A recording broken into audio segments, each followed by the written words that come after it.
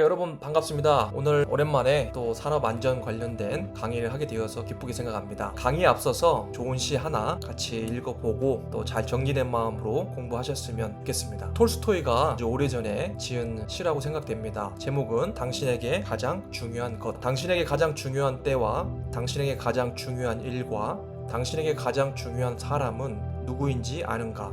당신에게 가장 중요한 때는 지금 현재이며 당신에게 가장 중요한 일은 지금 하고 있는 일이며 당신에게 가장 중요한 사람은 지금 만나고 있는 사람이다.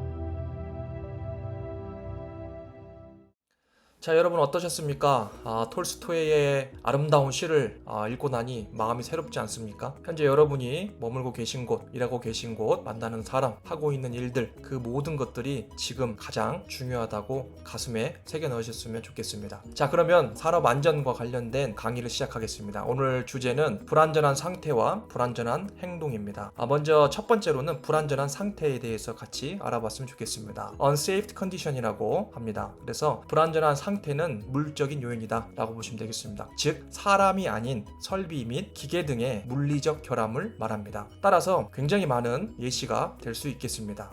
우리 산업 현장의 통계 자료를 보면 산업재해의 직접 원인의 88%가 불안전한 행동이고 불안전한 상태가 10% 그리고 나머지 2%가 불가항력적인 원인이라고 즉 자연현상으로 보고되고 있습니다. 따라서 불안전한 상태와 근로자들의 실수에 기인하는 불안전한 행동을 우리가 사전에 파악하고 관리하고 제어할 수 있다면 산업재해를 예방할 수 있다고 보시면 되겠습니다. 여기서 참고할 것은 불안전한 상태 및 불안전한 행동은 산업안전 분야 자격증, 산업안전기사와 기술사 등에서 광범위하게 출제되는 문제이니 참고하시기 바랍니다. 다음과 같은 문제로 나옵니다. 불안전한 상태 및 불안전한 행동의 정의와 구체적인 예를 들어 서술하시오. 참고하셨으면 좋겠습니다. 불안전한 상태에 대해서 몇 가지 예시를 들어서 설명을 해보겠습니다. 아래 예시는 제 경험을 바탕으로 작성되었습니다. 불안전한 상태에 놓인 근로자의 경우 산재 발생 확률이 매우 높아집니다. 불안전한 상태는 그럼 무엇일까요? 아래 제가 작성한 예시를 보고 설명을 드려보겠습니다. 법으로 별도로 정의된 것은 없습니다. 또 여러분의 사업장에 맞게 리스트를 한번 작성해 보시기를 강추드립니다. 첫 번째는 설비 자체의 결함입니다. 노후화된 설비나 일반 설비들이 운전 중에 진동, 발열, 이상 소음 등이 그대로 노출된 경우 불안전한 상태라고 합니다. 두 번째는 안전장치, 방호장치의 결함이 되겠습니다. 대표적인 예로 회전구동부, 즉 펌프나 팬, 동력원을 이용해서 운전하는 이런 설비류의 안전덮개, 방호장치들이 탈락된 상태를 말합니다. 세 번째는 안전보호구 등의 안전장비의 결함이 되겠습니다. 예를 들어서 안전모 턱끈이 불량한다든지 안전모가 부서졌다든지 안전화가 미끄럼 방지 기능이 없다든지 이런 상태를 이야기하겠습니다. 네 번째로는 설비의 배치와 작업 장소의 결함이 되겠습니다. 산업 현장에서 다양한 설비들이 배치되는데 이 배치와 근로자간 혹은 지게차 중장비들의 이동 동선이 매우 짧거나 좁은 경우를 이야기하겠습니다. 다섯 번째로는 작업 환경적 결함이 되겠습니다. 집중할 수 없는 이상 소음이나 진동, 부유한 먼지 등이 되겠습니다.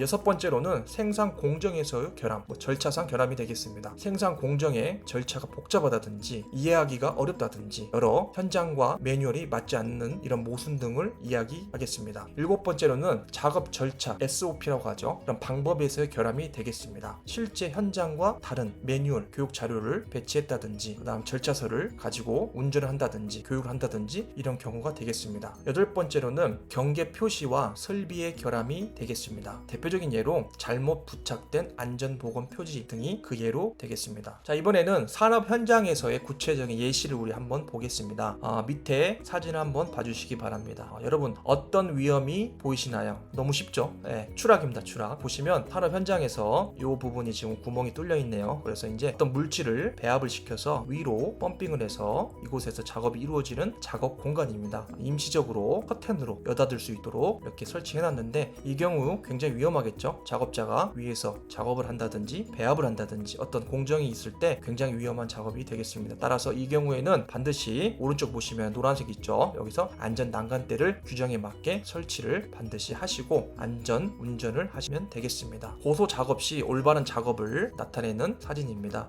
여러분들 보시면 아시겠지만 한 분이 관리 감독자로 보여요. 이분은 정말 이 더운데 안전모 그다음에 쉴드까지 다 장착을 하셨고 또 안전대도 장착을 하신 가운데 FM대로 고소 작업을 하고 있다고 보면 되겠습니다. 이 안전 난간 설치에 관한 규정은 위에 노란색이 안전보건 기준에 관한 규칙 제13조에 나와 있습니다. 이 규정을 같이 한번 보도록 하겠습니다. 자, 제13조 안전 난간의 구조 및 설치 요건. 자, 1. 사업주는 근로자의 추락 등의 위험을 방지하기 위하여 안전 난간을 설치하는 경우 다음 각호의 기준에 맞는 구조로 설치하여야 한다. 상부 난간대, 중간 난간대, 발끝막이판 및 난간 기둥으로 구성할 것. 다만 중간 난간대, 발끝막이판 및 난간 기둥은 이와 비슷한 구조와 성능을 가진 것으로 대체할 수 있다. 2항 상부 난간대는 바닥면, 발판 또는 경사로의 표면, 이하, 바닥면 등이라고 한다. 으로부터 90cm 이상 지점에 설치하고 상부 난간대를 120cm 이하에 설치하는 경우에는 중간 난간대는 상부 난간대와 바닥면 등의 중간에 설치하여야 하며 120cm 이상 지점에 설치하는 경우에는 중간 난간대를 2단 이상으로 균등하게 설치하고 난간의 상하 간격은 60cm 이하가 되도록 할 것. 다만 계단에 개방된 측면에 설치된 난간 기둥 간의 간격이 25cm 이하인 경우에는 중간 난간대를 설치하지 아니할 수 있다. 사망 발끝막이 판은 바닥면 등으로부터 10cm 이상의 높이를 유지할 것. 다만 물체가 떨어지거나 날아올 위험이 없거나 그 위험을 방지할 수 있는 망을 설치하는 등 필요한 예방 조치를 한 장소는 제외한다. 사항 난간 기둥은 상부 난간대와 중간 난간대를 견고하게 떠받칠 수 있도록 적정한 간격을 유지할 것. 5. 상부 난간대와 중간 난간대는 난간 길이 전체에 걸쳐 바닥면 등과 평행을 유지할 것. 6. 난간대는 지름 2.7cm 이상의 금속지 파이프나 그 이상의 강도가 있는 재료일 것. 7. 안전 난간은 구조적으로 가장 취약한 지점에서 가장 취약한 방향으로 작용하는 100kg 이상의 하중에 견딜 수 있는 튼튼한 구조일 것. 이렇게 제13조에는 설치 기준에 대해서 명확하게 규정하고 있습니다. 여기서 제가 황토색으로 표시한 부분은 산업안전기사 필기, 실기에 아주 많이 등장하는 단골 문제이니 꼭 체크하시기 바랍니다. 자, 이번엔 두 번째 예시를 한번 보겠습니다. 산업안전형에서 쉽게 볼 수 있는 예시. 자, 어떤 위험이 이번엔 보이십니까? 네, 너무 쉽죠? 협착, 말림, 끼임 등이 되겠습니다. 그래서 요거를 개선하는 방안은 오른쪽에 보시면 노란색 카바를 씌웠죠. 그래서 근로자들이 손을 넣거나 옷이 말릴 위험이 없는 방호 덮개나 또 이런 안전 덮개 등을 설치하는 것을 규정하고 있습니다. 관련된 규정은 안전보건 기준에 관한 규칙 제87조에 나와 있습니다. 이것도 같이 한번 보겠습니다. 자, 87조는 원동기 회전축 등의 위험 방지 조치가 되겠습니다. 1항부터 11항까지 관련 기준에 명시가 되어 있는데 저희는 1항만 보고 넘어가겠습니다. 사업주는 기계의 원동기, 회전축, 기어, 풀리, 플라이 휠, 벨트 및 체인 등 근로자가 위험에 처할 우려가 있는 부위에 덮개, 울, 슬리브 및 건널 다리 등을 설치하여야 한다. 네, 이 기준으로 우리가 회전축, 기어, 안전 덮개 등을 설치해야 한다라고 보시면 되겠습니다. 네, 두 번째는 불안전한 행동입니다. Unsafe Act라고 우리가 얘기를 하고요. 불안전한 행동은 불안전한 상태와 다르게 물적인 요인이 아닌 인적인 요인, 즉 사람, 근로자에 의해서 발생하는 모든 결함을 말합니다. 여기서는 인간의 부주의, 휴먼 에러, 휴먼 미스라고도 하는데 이런 총체적인 결함을 이야기합니다. 불안전한 행동은 산업 재해 확률을 높이고 사고 발생의 직접적인 원인이 됩니다. 그래서 불안전한 행동의 분류는 아래와 같겠습니다. 산업 현장에 불안전한 상태가 있더라도 근로자가 그런 부분들을 인지하고 우회하거나 안전 조치들을 시행하고 안전 작업을 한다면은 당연히 산업 재해 발생으로는 이어지지 않겠죠. 불안전한 행동 이 부분에 대해서는 불안전한 상태로 말미암아 근로자들이 쉽게 산업 재해에 연결되는 행동이라고 보시면 되겠습니다. 사람의 실수, 여기선 근로자죠. 근로자의 실수로 인해 발생하는 결함입니다. 따라서 5만 가지가 있을 수 있겠습니다. 제가 정리한 것을 한번 나눠보겠습니다. 첫 번째, 위험 장소로의 접근. 그렇죠. 위험 장소, 화기 위험 작업, 밀폐 작업, 이런 위험 작업이 있는데 경고 표지를 부착했는데도 불구하고 임의로 근로자가 접근한 경우를 말하겠습니다. 변전소나 전기, 고압 전기가 흐르는 그런 실에는 접근하면 안 되는데 접근하는 경우가 종종 있습니다. 그래서 본인이 관리자의 허락을 받지 않고 이런 위험 장소에 무단으로 들어가는 것은 위험한 행위라고 보시면 되겠습니다. 두 번째는 안전장치를 임의로 제거한 행위입니다.